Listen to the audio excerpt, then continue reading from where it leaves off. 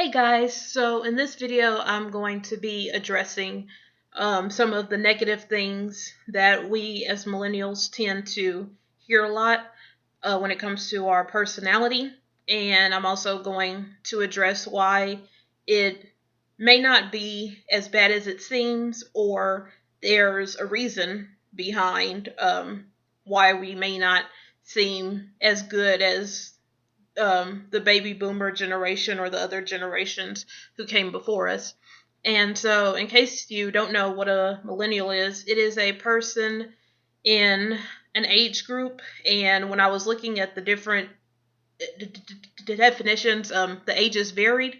So, for the sake of this, we'll go with the age group that said late teens to early 30s and talk about that. So, one of the biggest things that we as millennials hear a lot is our lack of work ethic and that we are lazy. And another thing included in that is that we tend to favor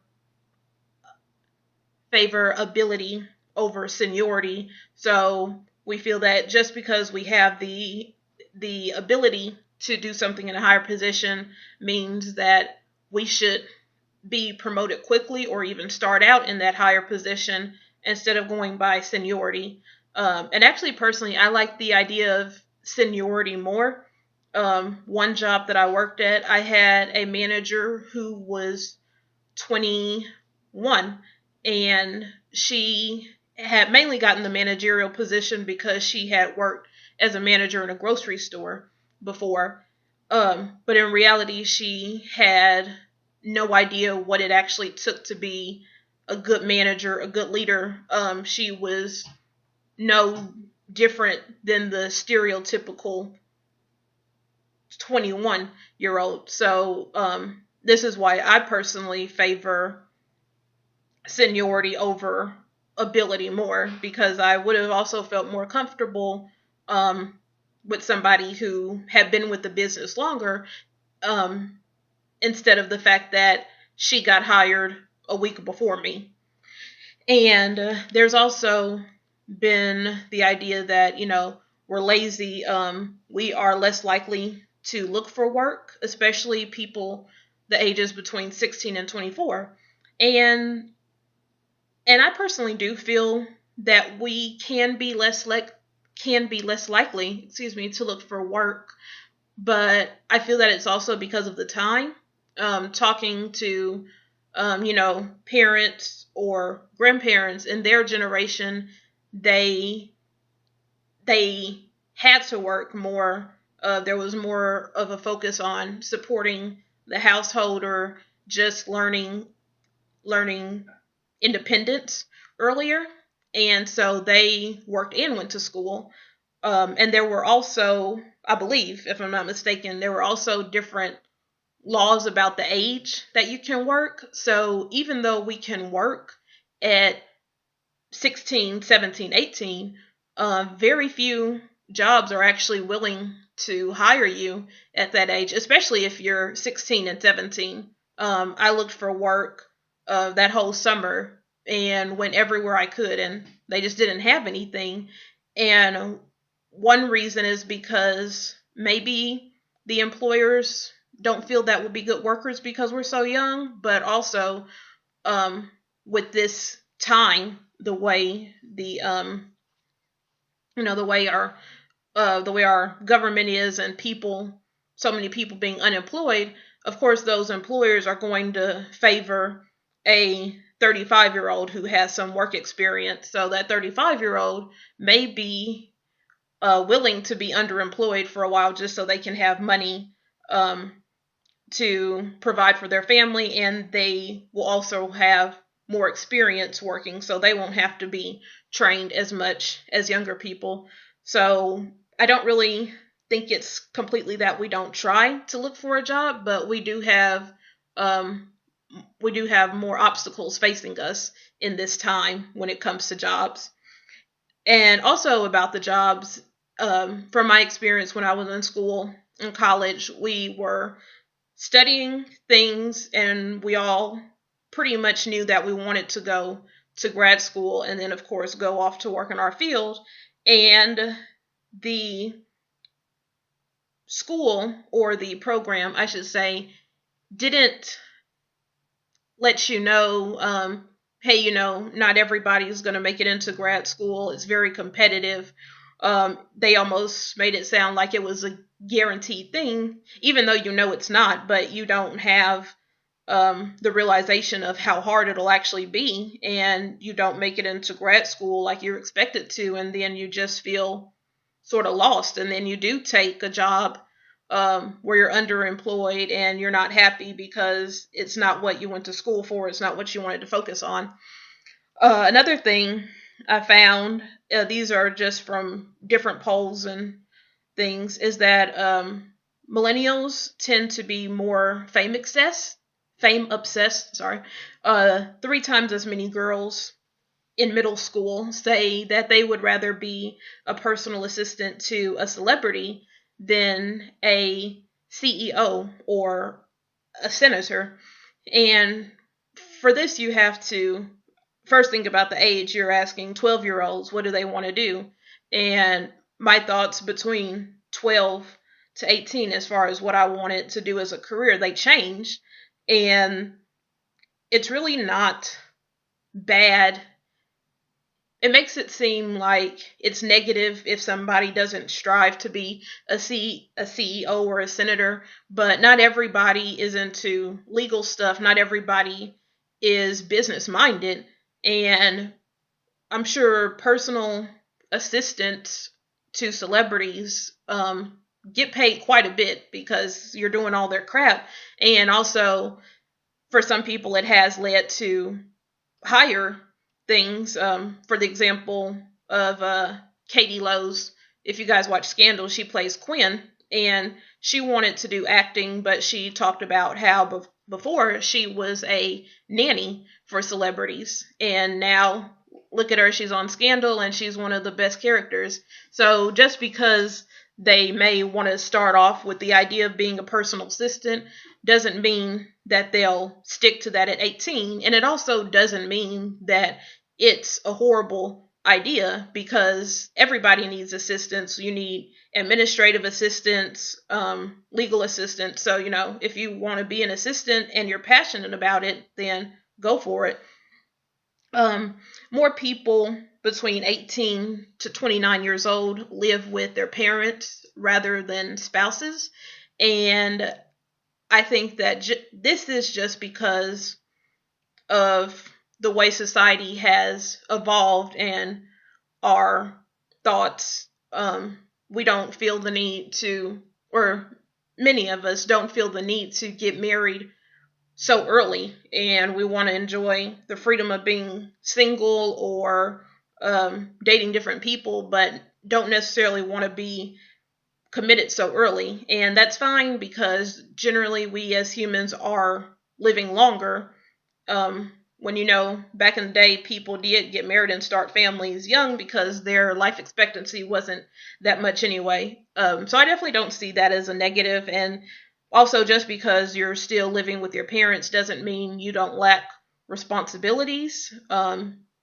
Living with your parents is a good way to save money, and maybe you just help by paying rent or an electric bill. But I feel that as long as you're living at home and doing your fair share of responsibilities, then it's perfectly okay. And lots of cultures, like in Latin cultures, the woman doesn't leave the house until she gets married. And one of my aunts on my dad's side was the same way. She went off to college, came back home, still worked, and was a responsible adult, but she didn't leave home until she got married. So there's really nothing wrong with that. It's just a change in society in general. The millennials have the highest likelihood of unmet expectations at work because we're told that we're special as kids. And by special, it's we're being told how awesome we are. We're rock stars. We get participation ribbons. Everybody gets an award type of thing. And now we have this expectation that we should be rewarded, and we have this sense of entitlement, really. And I do agree with that to a point. I have seen many people in my generation who feel a sense of entitlement for doing absolutely nothing. They just think because they're on this earth, then they should get a reward for it and get a cookie. Um, but again, with the unmet expectations, I think it's also because of what's also being said in college. It's not necessarily our parents that are setting us up for these unmet expectations. It's also when you go into college and they act like everybody who has the good grades will go off and do well, and you don't think about a plan B or C, and then you're just lost. The phone obsession, which is a big thing, 70% of us check our phones every hour, and we're also known to possibly be sitting next to friends and being on our phone instead of holding conversation. This I can't agree with. A lot of people do use their phones a lot, but we don't necessarily know what a person is doing when they're on their phone. I probably do check my phone every hour to 2 hours, but typically I'm checking my emails because it's a lot easier to do it on my phone than on the laptop. Rarely am I actually ever texting or calling anybody. So yeah, I probably do check my phone a lot, and I do have times where my friends and I are sitting next to each other and we're just talking instead of on our phones, but a lot of times we've been talking the whole day, and just because we're together doesn't mean we have to interact with each other the entire time. Very close friendships can actually function with two people being in the same room doing absolutely nothing or even doing separate tasks. So there's really not a big issue with that to me. Another one is that we grew up watching reality television, so now we're always reality TV ready. We have these big ideas about, trying to be on a reality TV show or becoming YouTube famous or Instagram famous or stuff like that. And I think this has more to do with the younger millennials, maybe like the teenagers now, because I know I didn't grow up on much reality TV. The only reality TV show that I can think of that I watched was Fear Factor, but I grew up on like TGIF, One Saturday Morning, cartoons and family stuff. So I think the reality TV thing is for much younger people, unless they're referring to the obsession with Kim Kardashian or the Kardashians in general. Then that would apply to like older people. But I mean, watching reality TV, people have guilty pleasures. Some people like reality TV. Some people like um, Tyler Perry's overly dramatic stuff. So I just see reality TV as a guilty pleasure and something someone enjoys, but it doesn't necessarily make them any less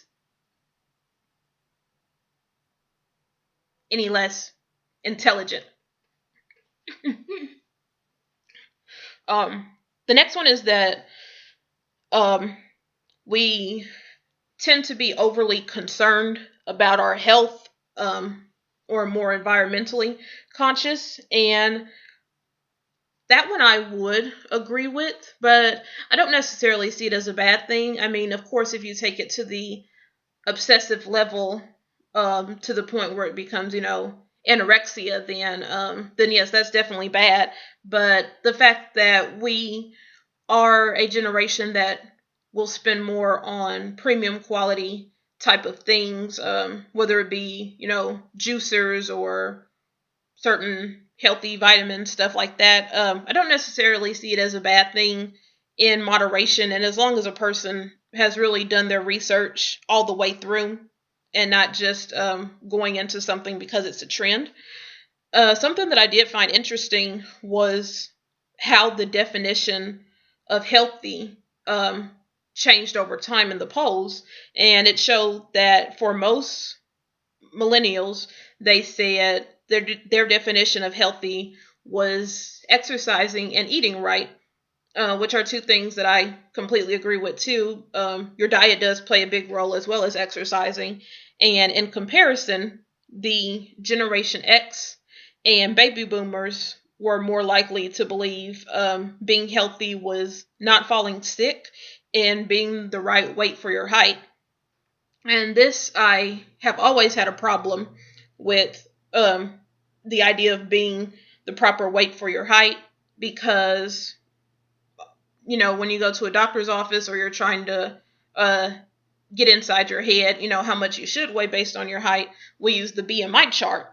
And there are actually several reasons why the BMI chart is not a very accurate depiction of whether you're a normal weight, overweight, or obese. And it's mainly because it doesn't take into account muscle tone or low fat, and it also doesn't take into account your waist size, which is actually one of the things you really should look at to determine if you could really stand to use a few pounds, the way the way your stomach is shaped and stuff.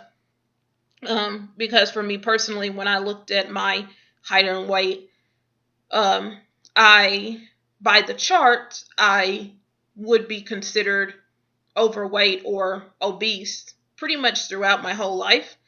But I also played sports when I was in school, and I've always had pretty toned shape, especially in my legs and thighs. It was just always muscular. I mean, I could stand to lose a few pounds now, yeah, but I am not going to base what I should weigh or being healthy by those numbers, because I do still get regular doctor checkups.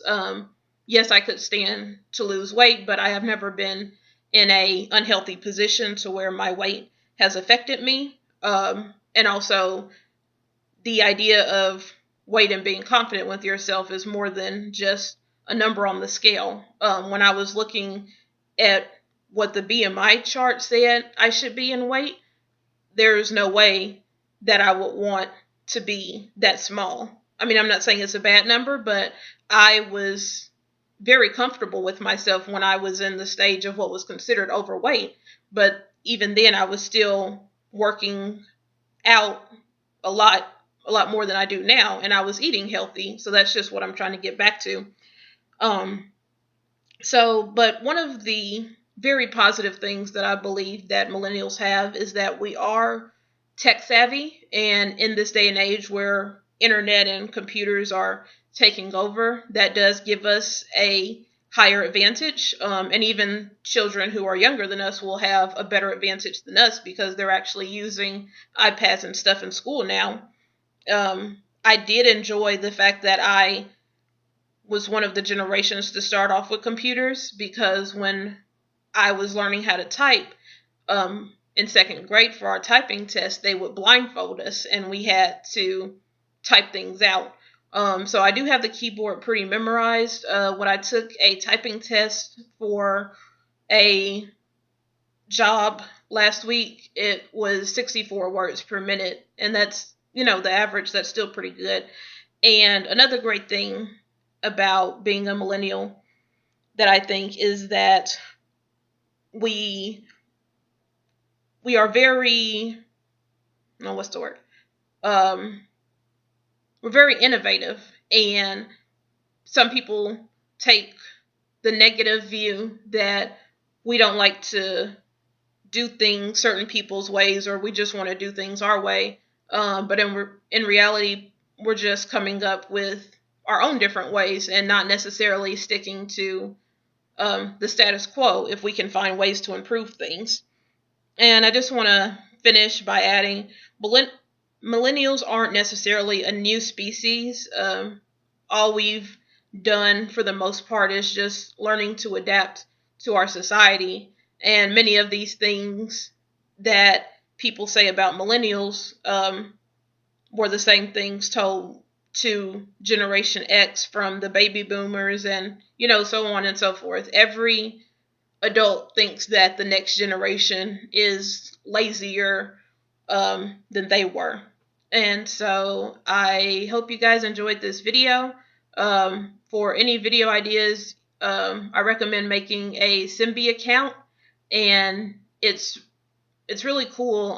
The thing about Simbi is basically like a bartering service. So if you need help, like writing resumes or learning a language or talking to different people, it's a really cool website and it's free. And so I would love to hear what you guys think about the whole millennial idea and your take on it. Bye.